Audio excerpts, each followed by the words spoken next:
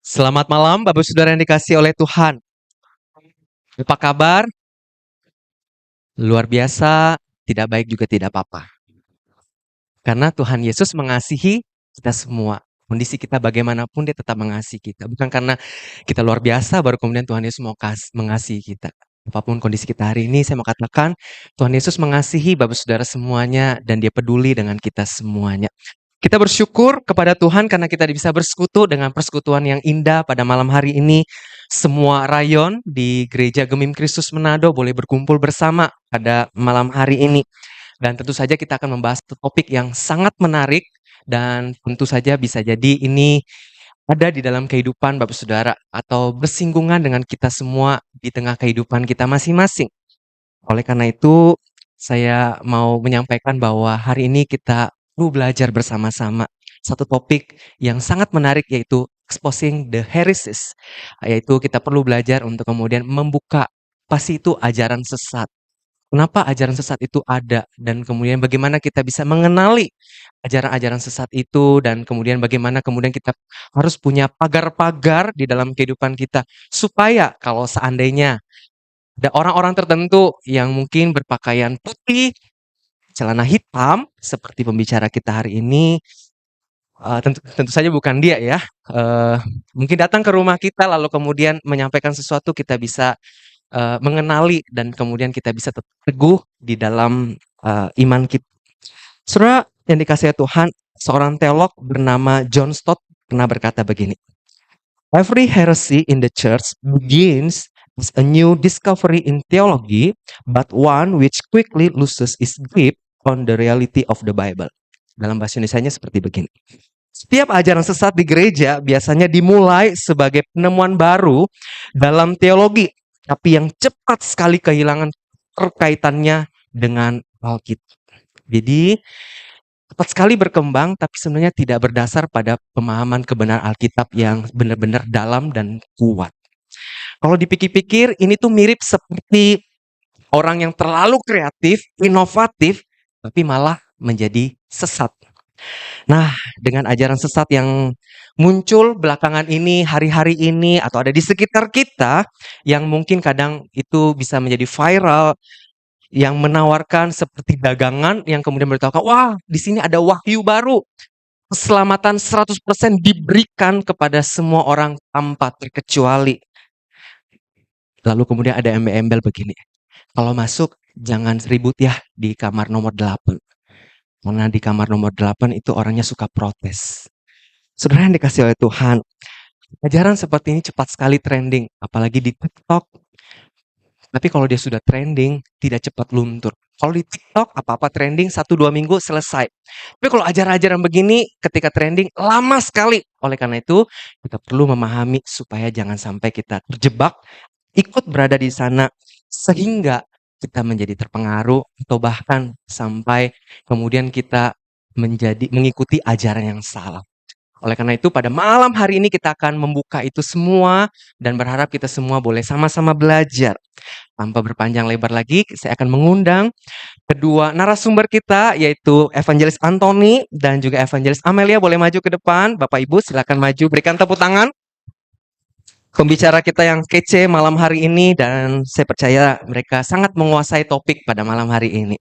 Sebelum kita memulai, saya mengajak kita sama-sama, tentu kita perlu memohon pertolongan Tuhan ya, untuk kita sama-sama bisa mengerti Roh Kudus menolong kita. Oleh karena itu mari kita berdoa terlebih dahulu.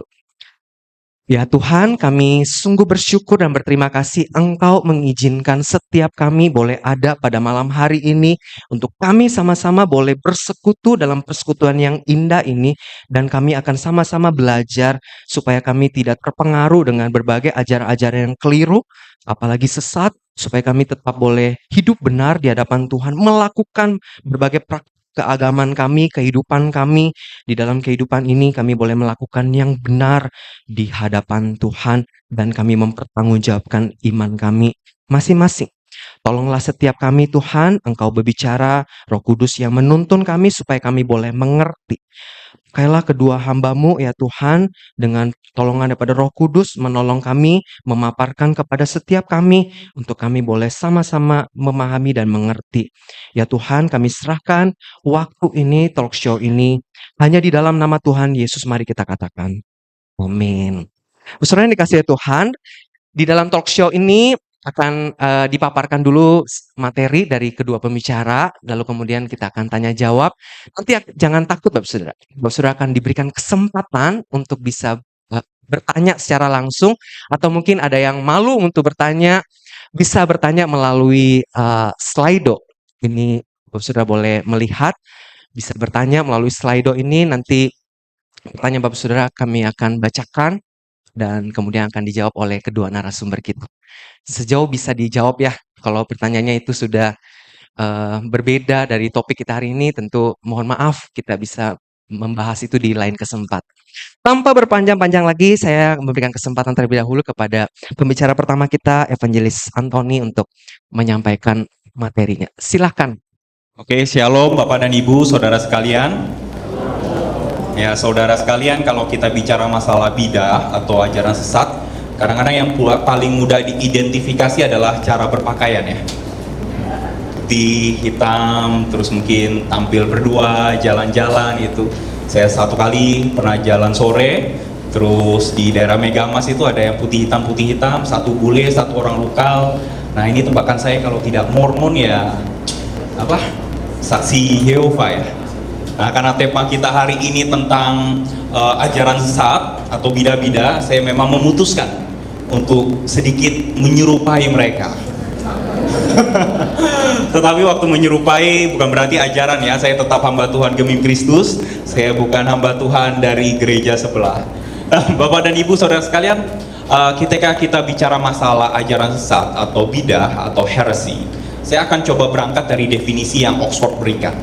Oxford memberikan heresy itu sebagai dimulai dari kata Yunani yaitu hierasis, yaitu berarti artinya dipilih atau memilih.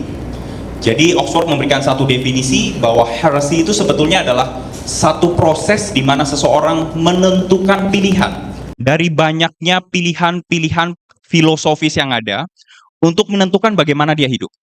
Nah, berangkat dari definisi ini sebenarnya tidak ada yang masalah dengan heresy.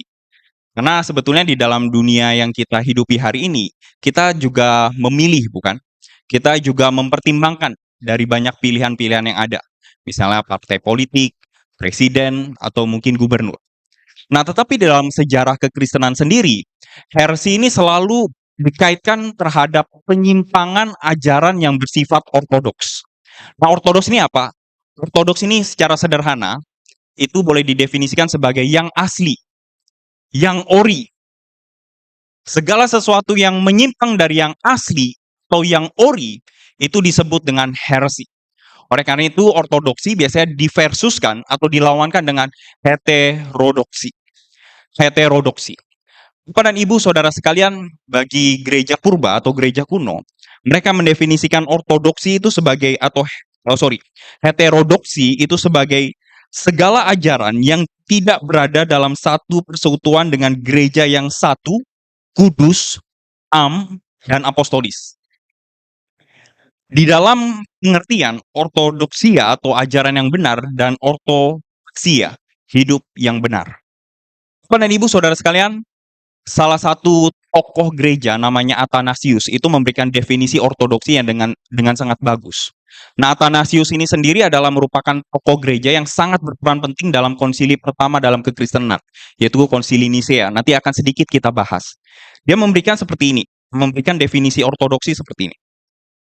Ortodoksi adalah apa yang Kristus pikirkan dan para rasul khotbahkan, wajarkan, dan yang para bapak gereja jaga. Jadi ortodoksi berbicara masalah apa yang Kristus pikirkan, apa yang Kristus sampaikan, dan apa yang para rasul itu khotbahkan. Dan dalam sejarah gereja di awal-awal, dan apa yang bapak gereja itu jaga.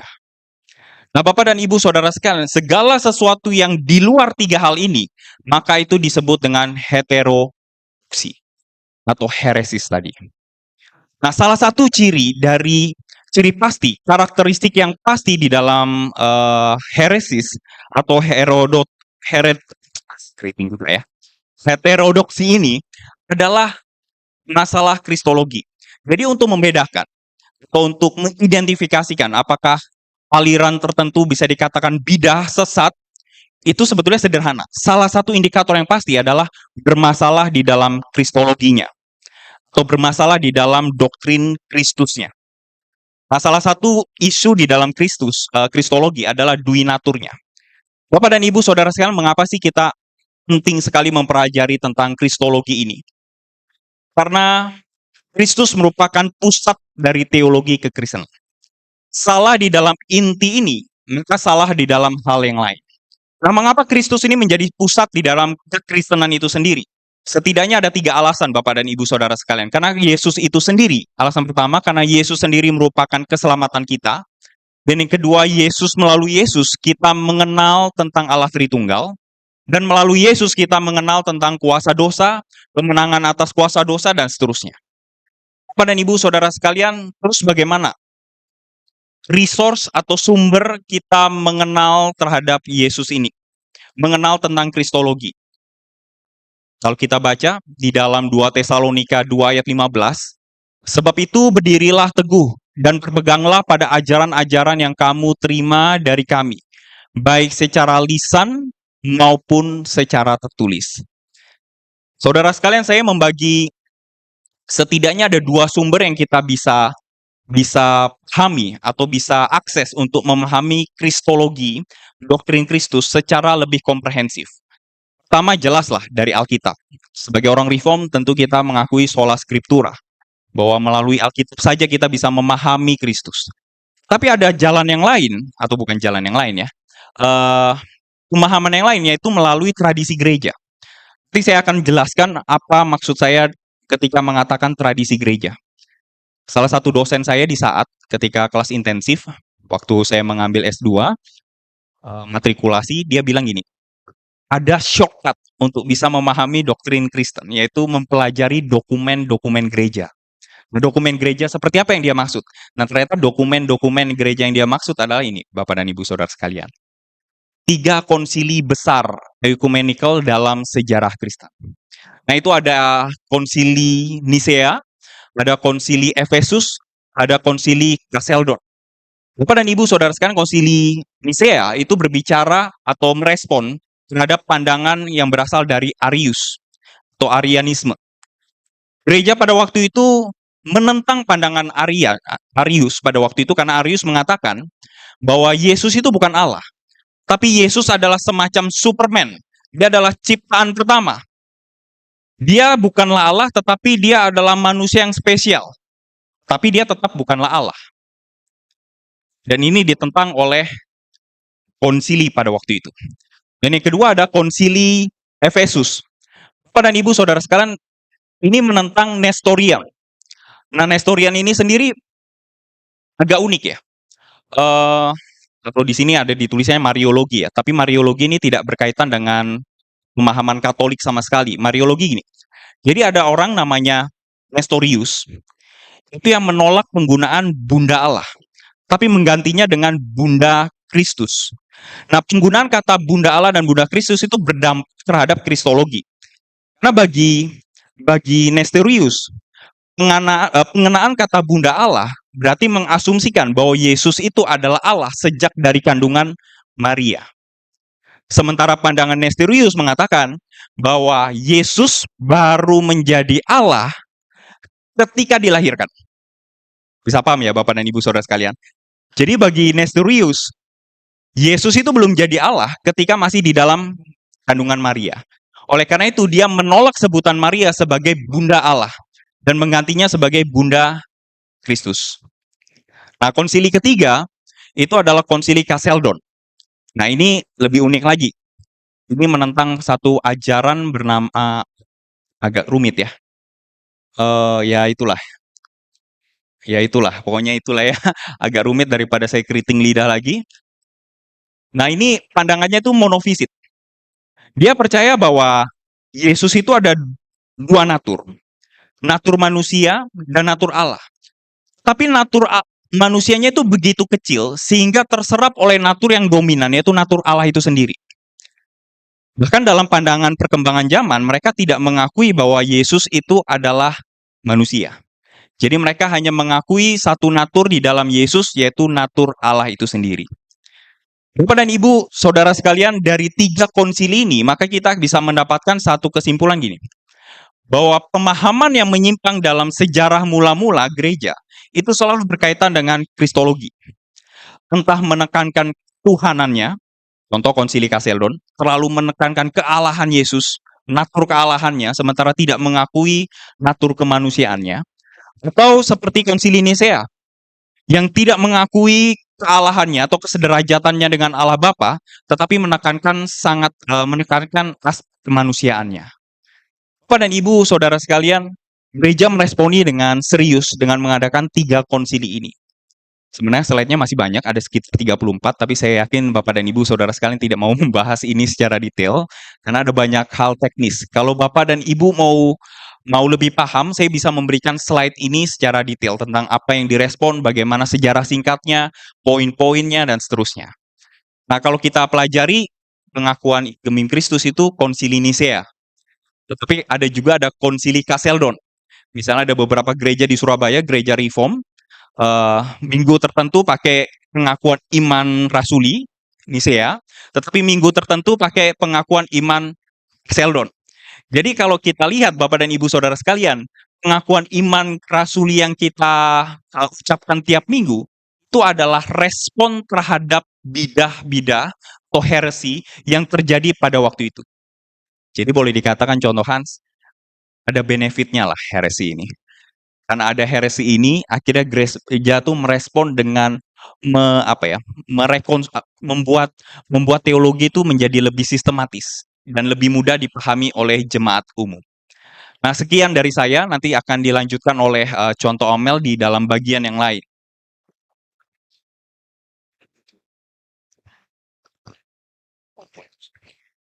Oke, izin saya berdiri ya, contoh, karena tertutup sama contoh Anthony gitu. Oke, baik, slide saya ingin cepat aja 10 menit supaya kita lebih banyak diskusi.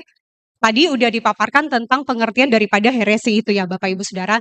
Nah, saya sederhanakan seperti ini Bapak Ibu ya, ini ada konten 6 hal yang kita akan bahas, heresi tadi udah banyak disinggung. Tapi why? Kenapa itu berbahaya? Terus kemudian bagaimana kita mendiagnosa ya? Mendiagnosa itu disebut sesat atau bidat gitu ya. Terus dampak ajaran sesatnya seperti apa? Contoh ya, contoh ajaran sesat supaya kita makin lebih cepat mengerti karena mungkin itu ada di sekitar kita. Terus kemudian bagaimana menghadapi. Nah, sebelumnya kita baca sama-sama 2 Petrus 2 ayat yang pertama. Kita baca sama-sama 1, 2, 3. Sebagaimana nabi-nabi palsu dahulu tampil di tengah-tengah umat Allah, demikian pula di antara kamu akan ada guru-guru palsu. Mereka akan memalsukan pengajaran-pengajaran sesat yang membinasakan, bahkan mereka akan menyangkal penguasa yang telah menebus mereka dan dengan demikian segera mendatangkan kebinasaan atas mereka. Bapak Ibu Saudara, ini kan ditulis oleh Petrus gitu ya. Ketika berhadapan dengan gereja pada waktu itu dengan juga guru-guru yang palsu.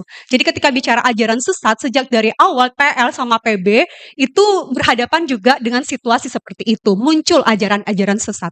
Nah, ketika lihat konteks Petrus sendiri ketika menulis surat ini, maka kita akan menemukan tadi penyimpangan terhadap Yesus yang telah diajarkan oleh para rasul itu muncul, guru-guru palsu itu ajarkan itu. Selain itu mereka mengajarkan tentang kehidupan yang untuk memuaskan hawa nafsu dunia. Bagaimana kemudian diri mereka dipuaskan, kehidupan seksual yang bebas. Ketika mereka udah percaya ke Yesus, udah selesai. Kita menjalani kehidupan yang bebas. Jadi kehidupan yang yang penting sudah mau kata saya mau bikin apa yang menyenangkan itu yang akan saya lakukan. Jadi seperti itu pemahaman mereka. Bahkan juga untuk kepentingan pribadi mereka, untuk kantong mereka pribadi. Jadi itu konteks muncul di Petrus. Nah, tadi ya udah dipaparkan tentang pengertian daripada heresis. Jadi bahasa Yunani itu heresis. Jadi ajaran singkatnya adalah ajaran yang menyimpang ya. Kalau awalnya itu sebuah pengertiannya nada positif, tapi lama-kelamaan itu kemudian dikerucutkan kepada ajaran yang menyimpang dari doktrin dasar iman Kristen. Apa sih doktrin dasar iman Kristen tadi ya? Yang ortodoks itu seperti memutarbalikkan tentang doktrin Yesus Kristus, tentang keselamatan Allah Tritunggal, dan lain sebagainya. Nah, mengapa berbahaya? Karena itu membingungkan jemaat ya, kayak kita yang tidak kemudian punya dasar yang kuat, itu bisa kemudian banyak hal yang kemudian dipertanyakan dan terpengaruh dengan ajaran itu. Bahkan merusak hubungan dengan Tuhan. Ketika kita ingin mengenal Tuhan lebih dalam gitu ya, maka kita itu kan belajar gitu ya, firman Tuhan, belajar firman Tuhan kan itu untuk membuat kita semakin kenal Tuhan lebih dalam. Tapi kalau kita punya masalah dalam pengenalan akan Tuhan, salah paham, kita bisa saja berelasi yang salah. Jadi kita bisa saja mengalami relasi yang keliru, yang selama ini kita rasa benar tapi itu keliru ya, karena kita punya pemahaman yang salah ya, pengaruh dengan ajaran sesat. Baru melemahkan bahkan menghancurkan komunitas dalam gereja. Nah, bagaimana mendiagnosa? Nah, penyimpangan terhadap kristologi tadi ya sebagai yang paling esensi karena itu seringkali yang istilahnya banyak sekali digoncang-gancing gitu di situ ya tentang Kristus. Jadi apakah Kristus dipahami hanya sebagai ciptaan tadi oleh pengajarnya Arius ataukah kemudian memahami Yesus itu sebagai Yesus yang lain? Yesus tadi problemnya ketika hanya paham atau mengenal Yesus hanya sebagai Allah, tidak sebagai manusia, itu problem tersendiri ya Bapak Ibu Saudara. Saya katakan di kelas katekisasi, coba teman-teman coba pikirkan, kalau Yesus itu bukan manusia, problem apa ya yang muncul? Pemahaman apa?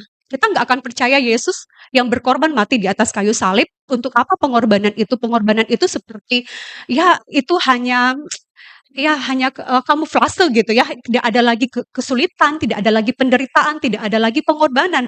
Karena yang mati itu Yesus yang adalah Tuhan saja, bukan Yesus sebagai manusia. Jadi doktrin itu akan juga runtuh ketika kita tidak mengakui Yesus itu sebagai manusia. Maka 100% Allah, 100% manusia. Baru kemudian penolakan terhadap karya keselamatan. Nah, di abad yang keempat, itu Pelagius, itu muncul untuk mengajarkan tentang ini keselamatan.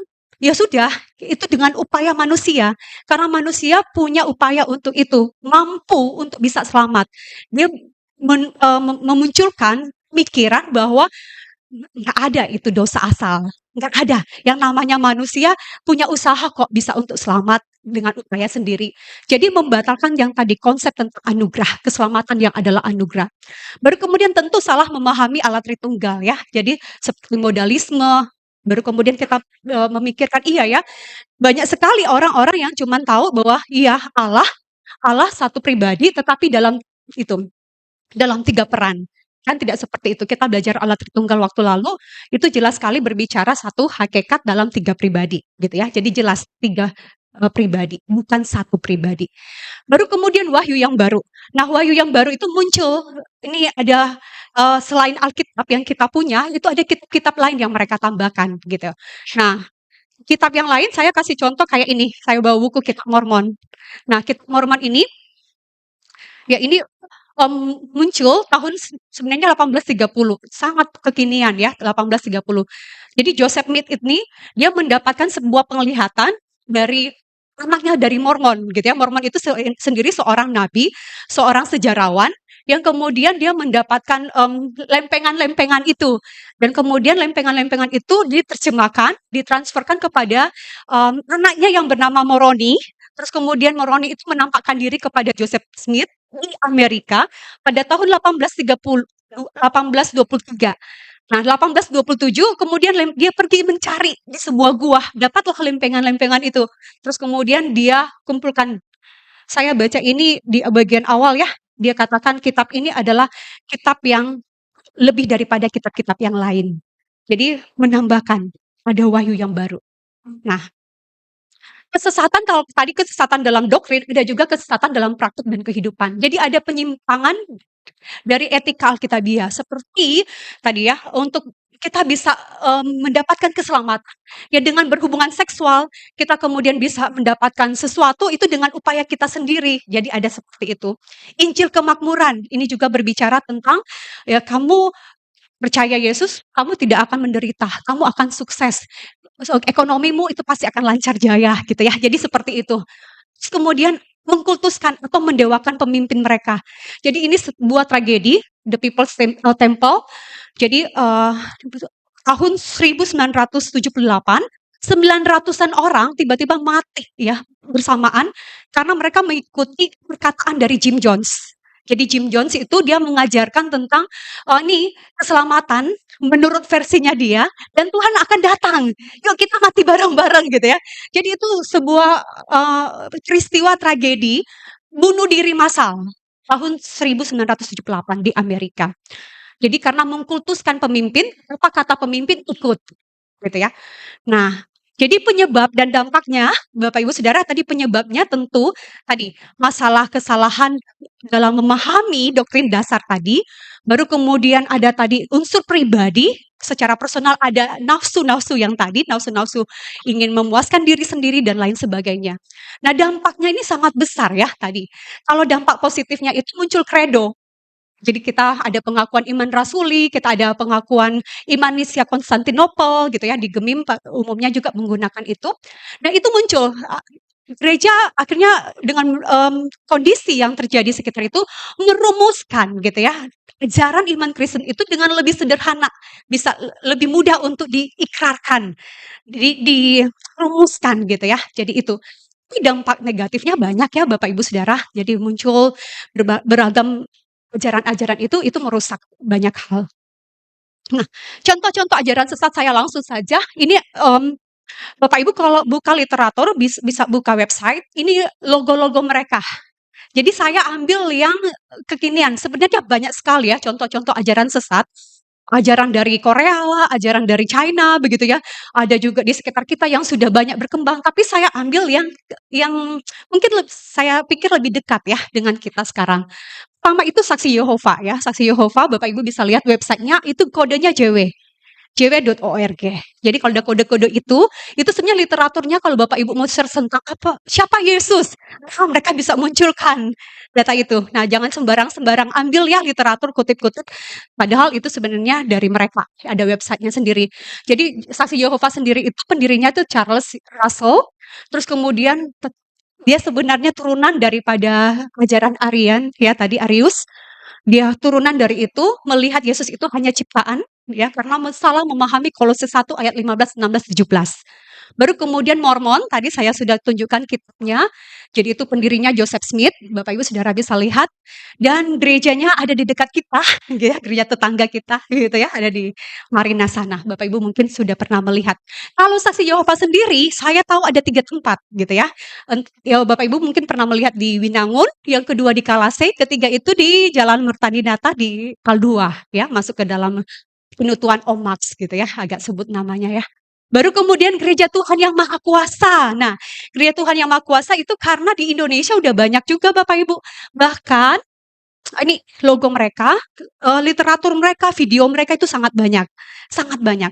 Terus kemudian ada yang lalu sempat viral, yang seorang muda, wanita yang membawakan pujian tentang apakah Alkitab itu adalah wahyu yang mutlak gitu ya. Jadi berbicara bahwa Alkitab bukan kebenaran mutlak. Ya, wah benar-benar terang-terangan mereka berbicara tentang itu. Baru nih, Gereja Yesus Sincheonji. Nah, dari Korea. Nah, ini pendirinya Lee Man-hee. Dia umurnya sekitar ya 80-an ya lah. Terus kemudian dia mengklaim dirinya itu sebagai inkarnasi daripada Yesus Kristus, pendeta yang dijanjikan dan seperti disebut dalam Alkitab gitu ya. Dan pada tahun 1984 itu ya dia mendirikan gereja Sincheonji dan sebentar ada videonya yang saya akan tunjukkan. Baru Oneness Pentakostal gitu ya. Oneness Pentakostal ini yang kemudian ya kita bisa lihat ada di sekitar kita juga, bahkan ada jemaat kita yang kemudian mengikuti ya. Dia itu nama Yesus adalah sentral, jadi mengakui Yesus saja. Allah nggak boleh disebut karena Allah itu adalah nama daripada ilah orang Arab. orang dari Arab. Jadi nggak boleh sebut nama Allah. Jadi Yesus, Bapa itu sama dengan Yesus, Roh Kudus sama dengan Yesus. Jadi Yesus saja. Yesus juru selamat, Yesus adalah Tuhan gitu ya. Jadi itu saja. Nah, oneness gitu. Jadi eh, namanya itu Wisma Gembala gitu. Oke, saya pernah di waktu remaja ke pemuda gitu, nonton film The Other Side of Heaven gitu ya. Ini sebenarnya kita nonton di persekutuan, terus kemudian ceritanya menarik tentang seorang misionaris gitu ya. Saya nonton, saya sampai mengeluarkan air mata gitu ya, melihat wow, hebat sekali gitu. Terus kemudian misionarisnya memberi diri seperti itu. Tau-taunya nanti kemudian saya tahu ini film di belakangnya itu tulis Mormon. Gitu ya. Oh, rupanya itu film Mormon gitu ya. Tapi itu rupanya cerita tentang misionaris Mormon Bapak Ibu. Nah, kita kan nggak tahu ya, kita nikmati aja filmnya. Nah, saya kutip ini yang Herlianto, jadi dia menunjukkan yang tadi Oneness Pentakostal, termasuk yang tadi karena sangat dekat dengan kita, yaitu Wisma Gembala yang hanya Yesus saja. Dia kasih pernyataan-pernyataan ini penting, baik untuk dibaca. Nah, kira-kira Bapak Ibu ingat nggak Shincheonji ini dengan COVID? Jadi waktu COVID-19, kemudian itu ada lockdown, kemudian work from home, dibatasi, nggak boleh keluar nih. Tapi kemudian gereja ini yang kemudian berani, ya karena mereka mengklaim ya mereka pasti selamat gitu ya. Jadi mereka itu tetap mengadakan pertemuan dan banyak sekali orang yang kemudian kena COVID. Jadi ini dibilang sekte yang kemudian menentang aturan pemerintah untuk dilarang keluar rumah waktu itu. Nah, Shincheonji ini sendiri baru-baru ini viral itu ada di Gemim. Teman-teman, Bapak Ibu Saudara, Shincheonji itu mereka tuh kuat baca Alkitab.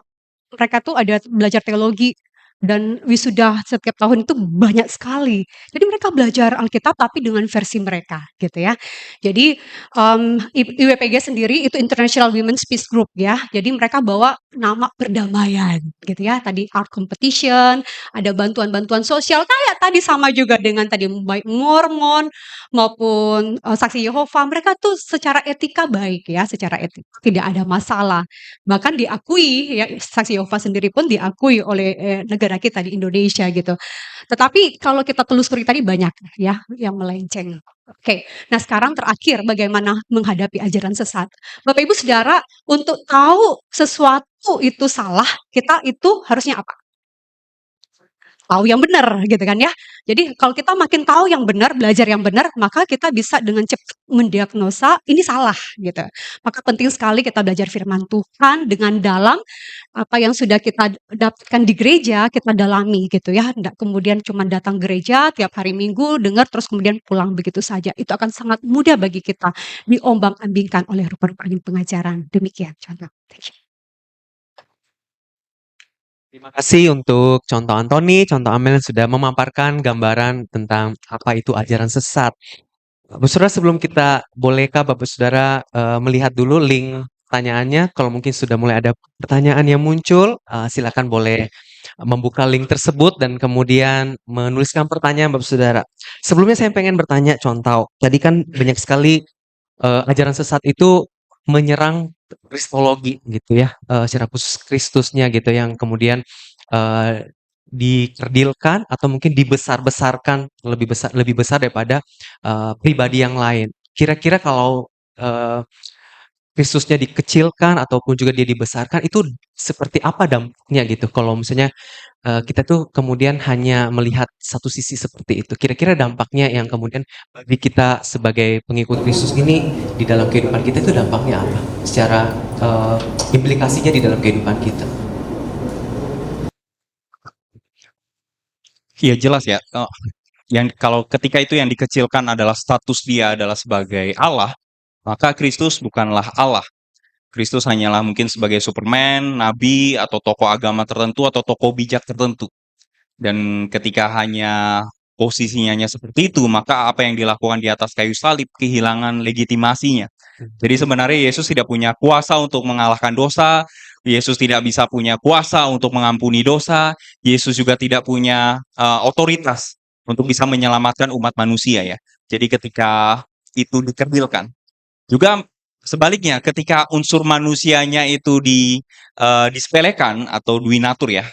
Kita percaya bahwa Yesus 100% Allah, 100% manusia, dan kedua natur itu bersatu tanpa bercampur. Tapi ketika manusianya dihilangkan seperti di Konsili Chalcedon dihadapi seperti itu, atau mungkin ketika Injil Yohanes juga seperti itu, saudara sekalian. Injil Yohanes juga Rasul Yohanes juga menghadapi pemahaman gnostik yang mengatakan bahwa Yesus itu 100% Allah dan manusianya itu sedikit sekali. Oleh karena itu respon terhadap itu, Rasul Yohanes menuliskan Injil Yohanes. Oleh karena itu karakteristik Injil Yohanes itu berbeda dengan Injil yang lain. Sangat detail di dalam kemanusiaan Yesus. Seolah-olah Yohanes mau mengatakan Yesus itu bukan hanya sekedar Allah, tetapi juga manusia 100%. Nah, ketika manusia itu manusia itu dikerdilkan, dihilangkan natur itu, maka sama halnya masalah perihal salib. Jadi yang disalibkan ini siapa? Ilahnya, Yesusnya, kealahannya, atau kemanusiaannya. Seperti itu sih, contoh Hans. Mungkin contoh Amel mau menambahkan? Iya, dampaknya besar sekali ya. Kita disebut orang Kristen, orang pengikut Kristus berarti ya. Berarti kan itu menjadi dasar gitu ya, kita percaya Yesus yang seperti apa gitu. Nah, kalau dia keliru dalam pemahaman Yesus, berarti runtuh semua dong gitu ya, imannya gitu. Nah, ketika bicara tentang hal ini, Athanasius, baru kemudian Bapak Gereja Irenaeus, Tertullian, itu mereka tuh sangat kuat gitu ya. Nah, Bapak Ibu, kalau Nisia Konstantinopel sendiri, Bapak Ibu lihat ya tadi, itu kan salah satu bisa dibilang tadi benefit gitu ya. Muncul kredo. Nah, Nisia pengakuan iman rasuli itu kan cukup pendek ya. Pengakuan iman rasuli kita yang kita sebut tiap hari Minggu. Tapi Nisia Konstantinopel itu lebih panjang. Nah, jadi ada paragraf kedua yang menjelaskan tentang Yesus itu lebih lengkap. Karena apa? Memang lagi mengcounter pada waktu itu pemahaman-pemahaman yang keliru. Yang mereka mengerti Yesus dengan keliru gitu ya. Dan itu di-counter, ditambahkan gitu. Baik itu natur Allah maupun natur Yesus sebagai manusia itu. Jadi itu dampaknya besar terhadap ya, apa yang kita percayai. Termasuk sebagai status kita ya sebagai orang Kristen gitu. Baik, terima kasih. Jadi dampaknya sangat besar Bapak Saudara ya kalau ternyata pribadi kedua yaitu Kristus itu kemudian dikecilkan atau dia terlalu besar, itu punya dampak di dalam kepercayaan iman kita sebagai pengikut Kristus, dan bangunan kekristenan menjadi rusak atau runtuh ketika itu menjadi keliru ataupun juga kacau ya di dalam kehidupan kita. Kemudian kalau ternyata ya, kalau tadi bicara tentang Kristus yang kemudian banyak sekali entah kali dibesarkan atau dikecilkan tadi oleh tokoh-tokoh bidah tersebut, kira-kira kenapa ya? Apakah maksudnya waktu di dalam sejarah itu, waktu mereka membaca satu bagian firman Tuhan, apakah cuma mereka membaca satu bagian tertentu dan kemudian tidak melihat secara keseluruhan sehingga tidak mendapatkan satu pemahaman yang utuh gitu ya di dalam mengenali pribadi Kristus ini gitu. Kecenderungannya kemudian melihat itu. Iya. Kalau saya sih tanggapi masalah penafsiran. Oh, Jadi masalah penafsiran itu memang sesuatu yang kemudian sangat penting gitu ya, memahami Alkitab itu dengan konteksnya. Nah, kalau mereka kan waktu itu belum ada Alkitab seperti yang kita punya gitu ya, dengan konteks mereka pada waktu itu perkataan para rasul, apa yang Yesus ajarkan sendiri itu yang diulang-ulang gitu ya. Sedangkan kalau PL sendiri ya dalam konteks PB mereka udah punya ya kit untuk PL. Tapi untuk PB sendiri kan belum terbentuk sama seperti yang kita punya sekarang gitu, lengkap seperti kita.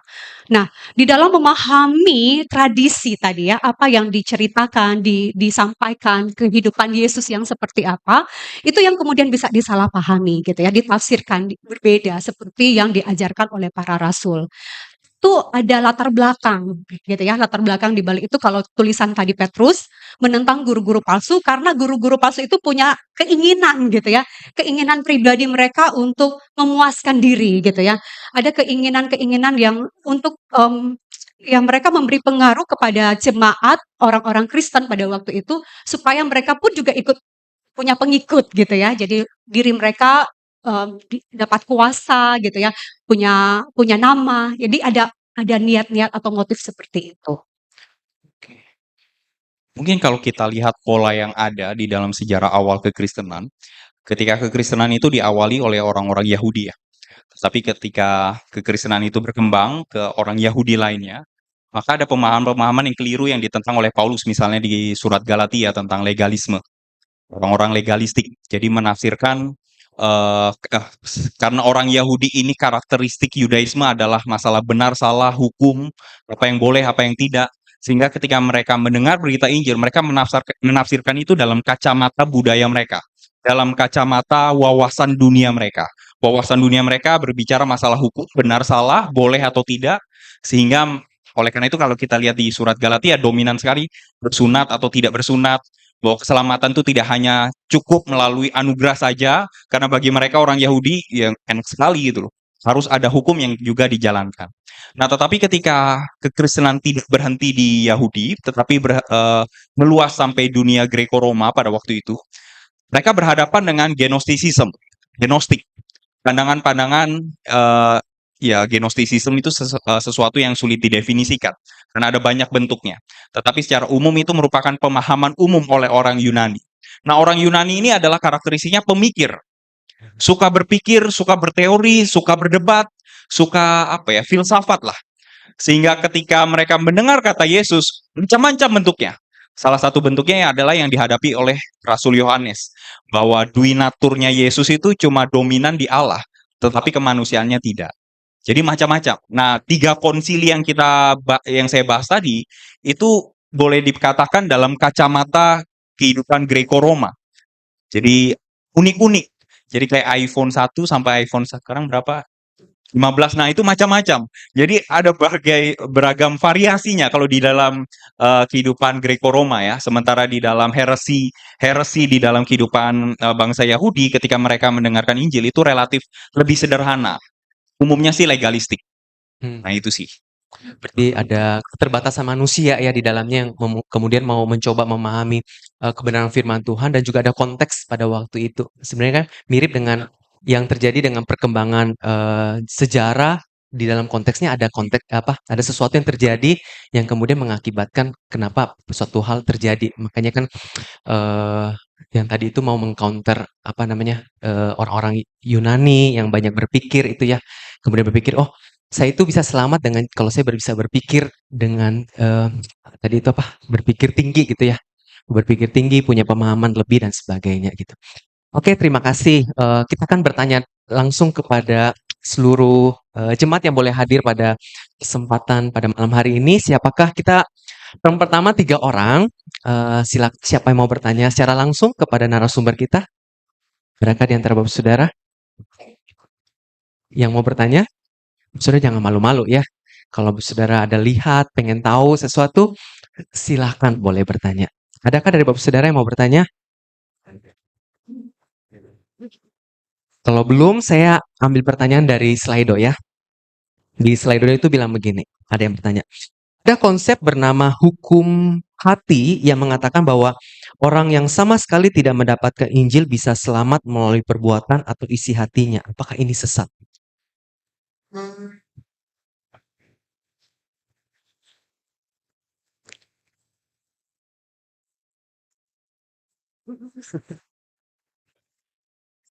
Hukum hati yang mengatakan bahwa orang sama sekali yang tidak ini kayaknya yang di Roma ya. Kayaknya yang ambil di Roma ini yang ada konsep bahwa kalau orang yang tidak mendapatkan Injil, dia bisa selamat melalui perbuatan atau isi hatinya.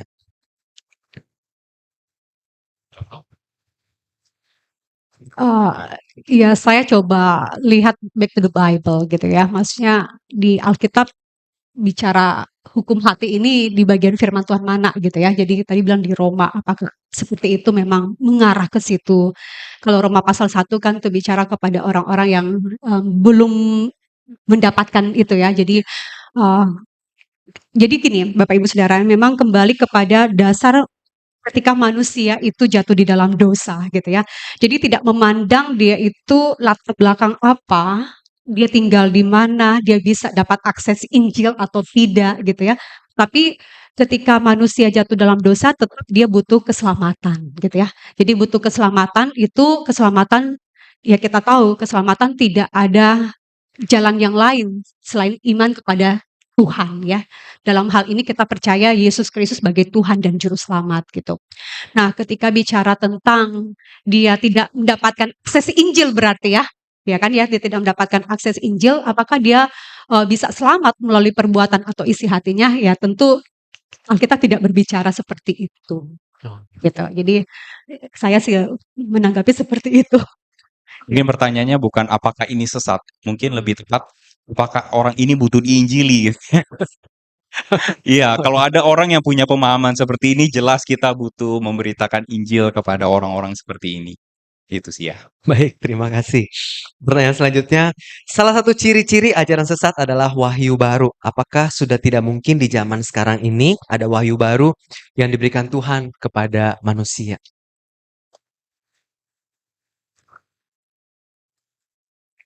Ya, kalau kita belajar tentang doktrin Alkitab, maka kita bicara masalah wahyu khusus ya. Wahyu umum, wahyu khusus. Wahyu umum berbicara masalah Allah menyatakan diri kepada seluruh umat manusia melalui ciptaan, sejarah, pemeliharaan. Tetapi kalau kita bicara wahyu khusus, maka kita bicara dua jenis wahyu khusus. Pertama, Yesus itu sendiri, dan yang kedua adalah Alkitab. Dan bagi saya, Alkitab saja cukup untuk menjelaskan rencana keselamatan Allah. Dan kita tidak perlu wahyu lain. Kita tidak perlu mimpi-mimpi yang lain. Atau apa ya, nubuatan-nubuatan lain lah. Dan belum tentu juga mimpi dan nubuatannya itu betul-betulan ya, Bapak dan Ibu Saudara sekalian. Kalau tadi contoh Amel cerita, Mormon, Saksi Yehova, atau mungkin beberapa aliran yang lain, selalu dimulai dari mimpi-mimpi yang aneh lah. Nah, mimpi 7 hari berturut-turut. Mungkin orang yang mimpi 7 hari berturut-turut lagi kelahi sama istrinya ya. Jadi mimpi terus ya. Jadi ya hati-hatilah terhadap mimpi, apalagi mengklaim itu datangnya dari Tuhan untuk dikatakan ke seluruh umat manusia. Selalu polanya aneh-aneh lah. Salah satunya mimpi itu. Jadi be careful Bapak dan Ibu Saudara sekalian. Hati-hati. Oke, bergantung pada pemahaman sendiri ya jadinya ya. Oke, apakah ada dari jemaat yang mau bertanya? Oke, Pak Peter dulu, baru kemudian Bapak di sebelah sana ya. Pak Peter di sini. Pak Peter. Oh, Di sini. ya boleh. Terima kasih. Saya mau tanya, kira-kira bagaimana cara kita orang ini, saya terang percaya Tuhan, toh percaya Kristus. Bagaimana cara orang menghadapi orang-orang seperti ini? Karena beberapa kali juga saya di rumah sering didatangi oleh mereka. Jadi saksi-saksi Yehova. Mulai dari dia punya, memang kalau mau lihat DP penampilan DP cewek-cewek bagus dong. Datang, toh. Nah, ini ini pertama duluan orang datang. Baru kalau ini cewek-ceweknya ndak gagal, baru ada mulai datang DP tua-tua sadiki. Ya, DP orang-orang yang so senior-senior. Tapi saya tidak ada, saya cuma menghadapi, saya cuma bilang, cuma satu yang saya percaya. Saya percaya Tuhan Yesus. Tapi Tuhan Yesus itu orang bilang kalau Allah itu orang bilang, orang bukan percaya Allah Yahweh. Tapi orang dari saksi Yehuwa. Nah, kita ini bingung mau hadapi bagaimana orang ini. Toh? Cuma satu saya bilang, kita percaya saja kepada Tuhan Yesus. Oh, dia bilang, pada kata-kata yang nyata ini, Dang. Dia bilang, salah kita orang kepercayaan itu. Tapi saya cuma kasih, kan saya sering dapat traktat dari gereja tuh. Saya bilang, sekarang kita orang begini.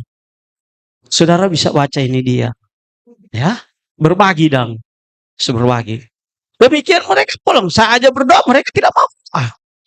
Itu salah satunya. Bagaimana cara kita orang menghadapi seperti ini? Terima kasih. Terima kasih Pak Oke. Peter. Jadi pertanyaannya bagaimana menghadapi ya kalau kita didatangi di rumah atau di angkot gitu misalnya ya. Iya, Silakan. saya punya pengalaman itu di rumah ya. Jadi mama papa saya itu didatangi bukan cewek-cewek cantik tapi om-oma. Jadi oma-oma itu dia datang dengan menawarkan di rumah ini ada anak-anak yang mau belajar bahasa Inggris, ada anak yang mau ya ada butuh dipijat gitu. Jadi dia menawarkan kesehatan dan pendidikan. Jadi agak smooth gitu ya. Jadi masuk dengan memperkenalkan dulu apa yang bisa dia bantu. Nah, terus kemudian sekali kemudian tahu karena dia kasih Watchtower ya, majalah Menara Pengawal ya, udah tahu kalau belum Menara Pengawal ini berarti dari mana gitu ya. Nah, saya tidak seperti Ko Peter begitu ya, membalas dengan memberikan traktat gitu ya, jadi tukaran-tukaran gitu ya. Enggak, pada waktu itu saya enggak punya traktat gitu.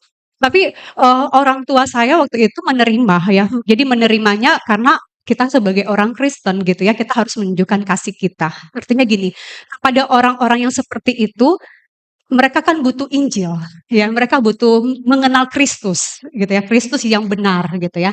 Jadi ketika mereka datang dengan ramah, ya kita harus berespon juga dengan ramah kasih, gitu ya.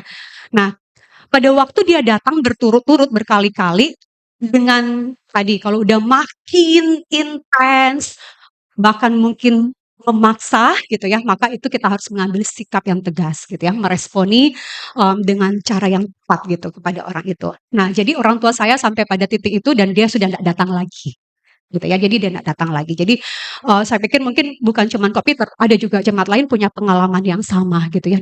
Kita ya karena mereka banyak. Nah, satu hal yang menarik dari Saksi Yehova ini, mereka punya persekutuan yang eksklusif gitu ya. Mereka tuh punya komunitas yang sangat kuat. Jadi saling istilahnya saling, menolongnya itu sangat kuat. Saling berbagi hidupnya itu sangat kuat karena mereka punya komunitas yang eksklusif itu. Dan keberanian untuk pergi ke rumah-rumah itu. Yang mungkin kita orang Kristen itu kita takut ya, lebih banyak untuk menahan diri untuk membagikan firman Tuhan ke rumah-rumah seperti mereka gitu. Jadi ya ini sebagai apa ya, refleksi juga buat kita ya, untuk mereka mengajarkan Yesus dengan konsep mereka, Yesus yang adalah, ciptaan. Sebenarnya Saksi Yehova itu punya pemahaman yang mau buat sederhana tentang Allah itu seperti apa. Tadi ya karena ajaran Arius tadi, dia mau menyederhanakan, memahami Allah itu Yahweh. Dia cukup Yahweh itu Tuhan gitu. Sedangkan kalau bicara Yesus atau Roh Kudus itu lain lagi gitu ya. Dan mereka sebenarnya tidak mempercayai neraka. Etika mereka sangat baik gitu ya, sangat baik. Kalau bicara etika, kita akan melihat bahkan tulisan-tulisan mereka itu tulisan-tulisan yang baik ya. Saya pernah baca Watchtower gitu, itu banyak bahas tentang kebutuhan manusia yang relevan gitu dengan hidup manusia sehari-hari gitu. Ya, tapi tadi mereka tidak mempercayai Yesus yang adalah Tuhan gitu. Ya, pertama kita harus mengapresiasi. Salah satu karakteristik dari bidah itu adalah mereka tuh rajin menginjili. Door to door. Pede. Terlatih. Nah, orang bagaimana ya? Ayo kita penginjilan, kita kunjungan ke target Imlek misalnya. Aduh, sepi itu pasti ya. Kita bingung lah, misalnya ada pelatihan penginjilan atau mungkin seminar Tritunggal, kira-kira rame ya kemarin ya? Oh ya rame. Nah, kita harus mengapresiasi bahwa itu menjadi keunggulan dan seharusnya menjadi refleksi bagi kita. Nah, untuk rekan-rekan, saudara sekalian misalnya didatangi ada beberapa tips dari saya yang praktis. Pertama, kenali diri kita sendiri. Sejauh mana kita bisa paham ortodoksi kita, maksudnya pemahaman iman Kristen kita. Kalau kita merasa kurang-kurang, eh, saran saya kasih nomor hamba Tuhan ya. Misalnya mereka diskusi gitu ya, udah meyakinkan sekali. Aduh, orang tidak mengerti. Tapi saya punya kawan, punya hamba Tuhan yang mungkin bisa mengerti. Kasih aja nomornya contoh Amel atau contoh Hans gitu ya. Jangan saya nanti tambah kerjaan. Jadi kenalin diri dulu. Kalau kita tahu bahwa kita pemahamannya juga kurang, terus kita dengarin mereka, ya atestasi nanti Ko James. Nah itu dulu, kita ketahui dulu, kenali diri kita. Setelah kita mengenali diri kita, apakah kita kurang kuat atau cukup kuat? Kalau kurang kuat, ikutilah segala pembinaan yang ada di gereja ini. Seminar, misalnya kurang paham, bisa tanya ke hamba Tuhan dan seterusnya. Yang kedua tips saya, ini tips saya sih, Bapak dan Ibu Saudara sekalian, saya pernah didatangi juga Saksi Yehova, saya selalu tantang mereka. Kita nggak apa-apa diskusi, tapi kalau Bapak atau Ibu mau ditutup dengan doa yang saya pimpin di dalam nama Tuhan Yesus sebagai Tuhan dan Juru Selamat. Kalau mereka nggak mau, nah itu tanda-tandanya bidat dan hati-hati. Sekali lagi kan karakteristik bidat itu tidak mengakui Yesus sebagai Tuhan dan Juru Selamat. Atau mungkin yang lainnya, Pokoknya variasinya seperti itu, Bapak dan Ibu Saudara sekalian. Jadi ada 2 tips. Pertama, kenali diri. Dan yang kedua, coba ajak doa dalam nama Tuhan Yesus. Kalau tidak mau, hati-hati. Hati-hati sih, Bapak dan Ibu Saudara sekalian. Baik, menarik sekali ya Bapak Saudara. Ada banyak rohaniwan sebenarnya Bapak Saudara ya. Bukan hanya 2 di Gemim Kristus, jadi ada banyak. Jadi Bapak Saudara boleh kontak yang lain. Oke, kita berikan kepada Bapak yang ada di belakang. Oke, oke, terima kasih atas kesempatan. Ini sudah agak dengar-dengar ya. Dan saya juga baru pertama dalam soal agama. Saya sering-sering dengar baru sekarang eh, Yesus dan Isa itu beda. Yesus dan Isa itu beda. Yang mengatakan itu ya ada di YouTube orang Kristen yang punya pandangan ke depan yang bagus lah. Ya, sampai sekarang saya jadi bertanya, Yesus dan Isa itu beda. Beda jadi atau beda apa saya kurang tahu. Jadi sampai sekarang itu yang jadi pertanyaan dalam pemikiran saya.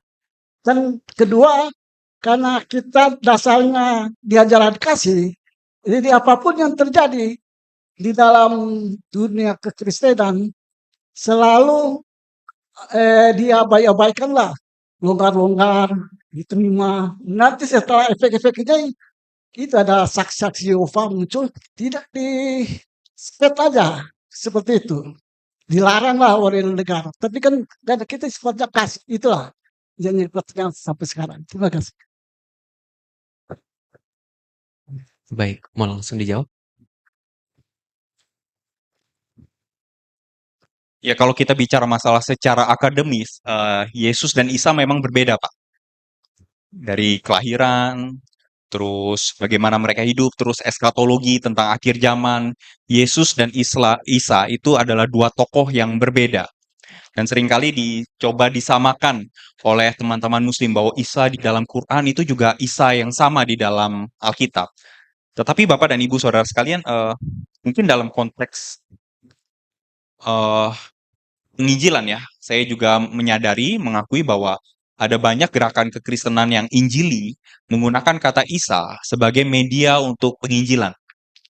Tetapi yang saya tahu Isa yang digunakan atau Isa yang diceritakan, baik kehidupan, kematian, dan kebangkitannya, itu Isa yang ada di dalam Alkitab. Jadi kalau Bapak tanya tentang Isa di dalam secara akademis, apakah Isa itu sama Isa di dalam Alkitab dengan Al-Quran? Jelas berbeda. Tapi ada orang Kristen menggunakan kata Isa itu untuk penginjilan. Tetapi Isa yang diberitakan bukan Isa yang ada di dalam Al-Quran, tetapi cuma namanya aja digunakan, tetapi Isa yang diceritakan adalah Isa yang di dalam Alkitab. Nah, apakah ini tepat atau tidak? Saya rasa bukan di sini forum untuk menjawabnya. Tetapi bahwa itu digunakan oleh beberapa gerakan Kristen Injili ya. Dan rasanya bukan di sini forumnya sih. Baik, terima kasih. Iya, saya rada hati-hati ya mau jawab ini, Pak, karena memang betul kalau di forum akademis kita bisa banyak menggali mengenai hal ini gitu ya, tentang Isa yang di dan Al-Quran apakah sama atau beda gitu ya. Ya, jadi memang jelas itu kalau lihat sejarah itu sangat berbeda. Tapi sekali lagi ini karena konteks kita penginjilan gitu, jadi itu bisa menjadi media gitu ketika berbicara tentang Isa yang dipahami oleh kaum M gitu ya, oleh mereka. Iya. Baik, terima kasih. Semoga itu bisa sedikit menjawab. Tapi nanti ketika ada topik tertentu, Bapak boleh datang. Secara khusus di bulan Juli itu seringkali bahas tentang topik tentang bagaimana menginjili gitu ya. Saya pikir kita boleh datang sama-sama di bulan Juli tahun depan tapi ya. Bapak Saudara, adakah lagi yang mau bertanya? Silakan. Di mana? Sorry, saya nggak kelihatan. Oh, di belakang sana. Pak Calvin.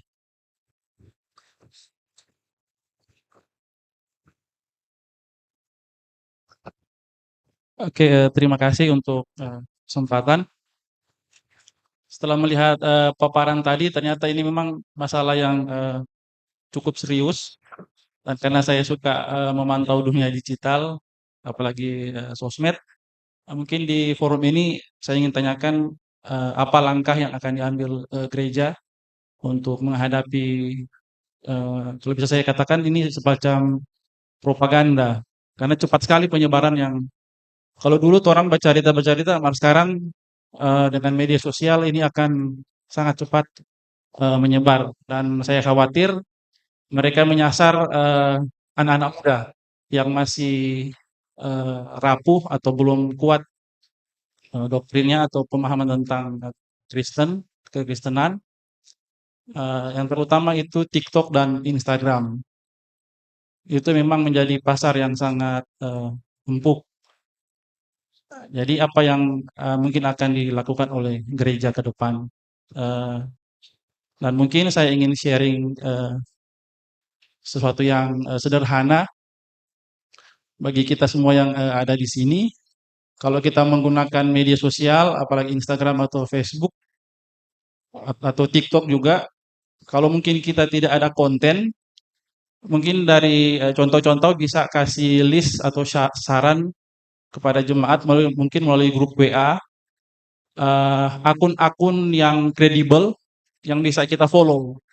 Jadi caranya kita memakai cara politik. Jadi menjadi buzzer, tapi buzzer yang positif. Kalau kita tidak ada konten, kita follow akun-akun yang kredibel, semacam para ministry atau yang lain. Kita kasih komen atau kita kasih like atau kita share. Jadi dengan semakin banyak satu konten itu kita share sama-sama, itu akan naik terus. Nah, itu salah satu cara untuk meng-counter atau menghadapi konten-konten dari ajaran sesat ini. Terima kasih. Terima kasih Pak Calvin. Oke, kalau pertanyaannya apa yang akan dilakukan gereja, ini pas ada ketua majelis di sini ya. Jadi kok Jamie ini yang mesti banyak berpikir. Ya, saya pikir salah satu yang gereja lakukan seperti buat talk show seperti ini, buat seminar, ini adalah salah satu cara untuk menanamkan ya nilai-nilai kebenaran itu, berdiri teguh di atas ajaran yang benar gitu ya.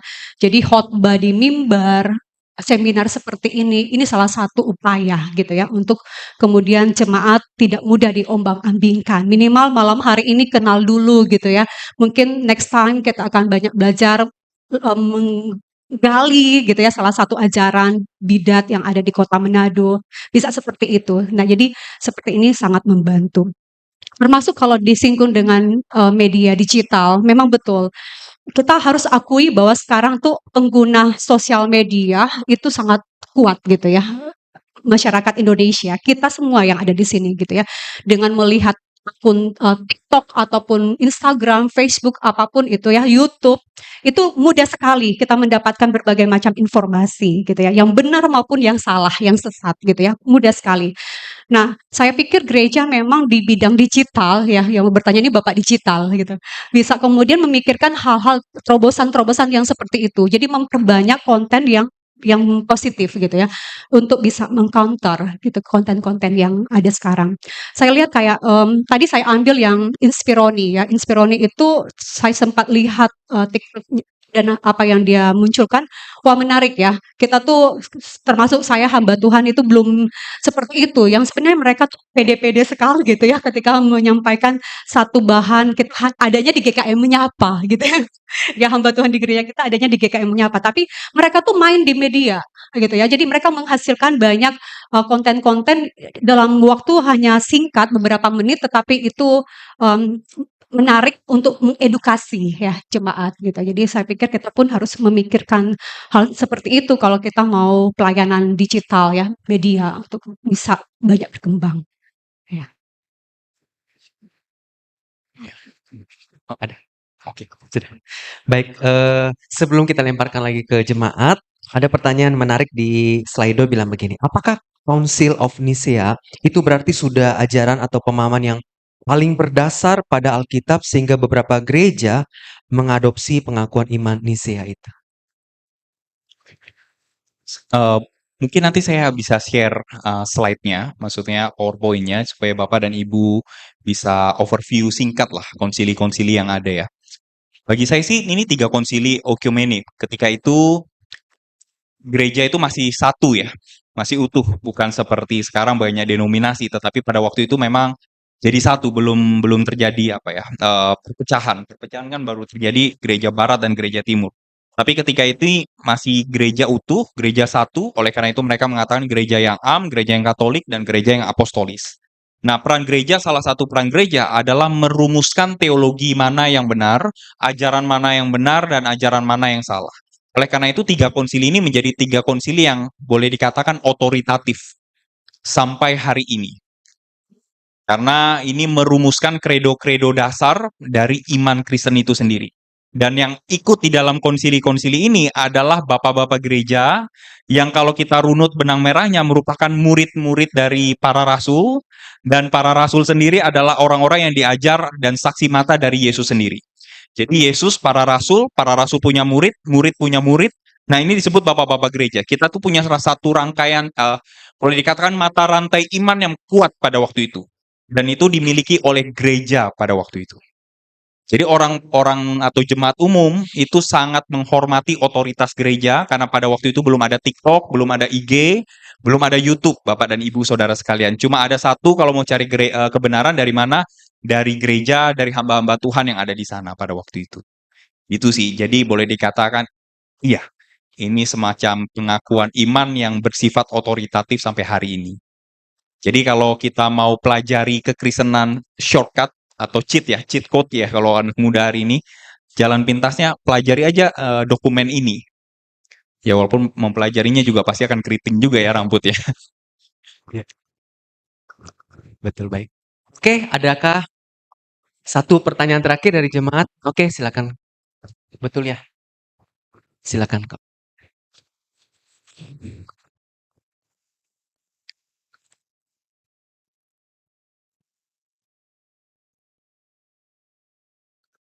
Terima kasih. Sebelum agama-agama baru ini muncul yang tidak percaya Yesus adalah Tuhan, orang Yahudi duluan. Bangsa Yahudi, agama Yahudi ini duluan tidak percaya Yesus sebagai Tuhan. Malah berani membunuhnya. Karena Yesus mengaku dia Tuhan. Terus, apakah dasar dari agama Yahudi ini diambil oleh agama-agama baru sebagai dasar mereka mempercayai bahwa Yesus bukan Tuhan? Terus kenapa agama Yahudi kita tidak bilang beda? Padahal dia juga tidak percaya Yesus adalah Tuhan. Cuma itu. Oke, ini menarik ya. Saya langsung jawab Betul. ya, nanti contoh tadi tambahkan. Jadi, memang, harus dibedakan gitu, ketika bahas agama-agama, itu ada studi agama-agama lain. Jadi tadi ada pagar, ada frame yang kita kasih di awal, bahwa ketika bahas bidat, heresi itu berarti yang muncul dari kekristenan itu sendiri. Jadi artinya, apa yang diajarkan oleh iman ortodoks atau dasar-dasar iman Kristen tadi itu berbeda atau menyimpang, maka kemudian kita sebut heresi, itu bidat. Nah, ketika diangkat tentang Yudaisme atau agama Yahudi, memang tadi sudah disebutkan juga bahwa sebenarnya ketika memahami konteks mereka pada waktu itu kemudian yang memunculkan penafsiran-penafsiran tadi ya, dan kemudian pemahaman-pemahaman yang berbeda, termasuk penekanan di Galatia itu adalah aturan-aturan keagamaan, hari-hari raya tertentu begitu. Terus kemudian, sunat, itu dipegang kuat. Dengan itu maka kemudian bisa selamat gitu. Nah, muncul kemudian kalau sekarang tadi saya kenalkan itu Pelagius ya. Pelagius itu berbicara tentang, dosa asal dia abaikan itu. Jadi lebih menekankan kepada kita bisa selamat karena perbuatan baik gitu ya.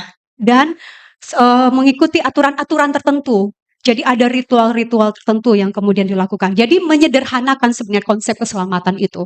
Jadi sebenarnya akar itu bisa saja muncul gitu ya tadi, perbuatan baik itu sebagai, dasar untuk memperoleh keselamatan.